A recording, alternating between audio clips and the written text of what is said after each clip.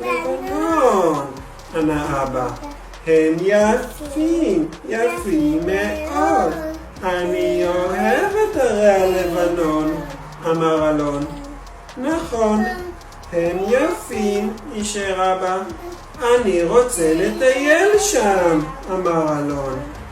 אי אפשר, זה מסוכן, האויב נמצא שם. זה עדיין לא שלנו, אמר אבא. זה יהיה שלנו, חשב אלון.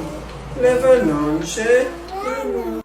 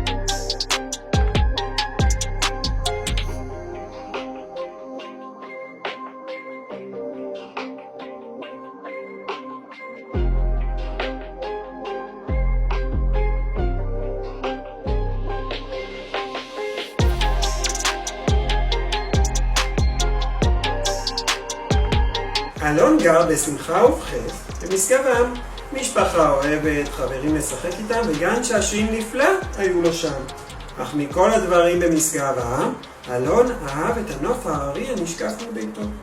בכל יום הגיף אלון את התריסים להסתכל על ההרים, אותם הוא אהב מאוד. בוקר אחד, בדרכו לגן, הצביע אלון על ההרים ושאל את אבא, מה ההרים האלו? אלו הרי לבנון, ענה אבא. הם יפים, יפים מאוד.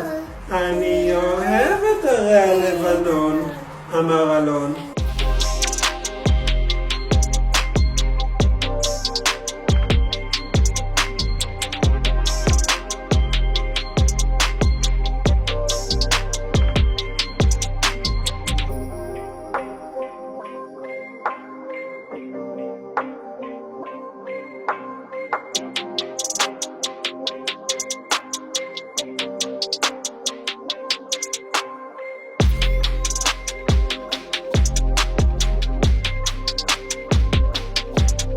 לבנון, לבנון, אורי, אורי, צפון.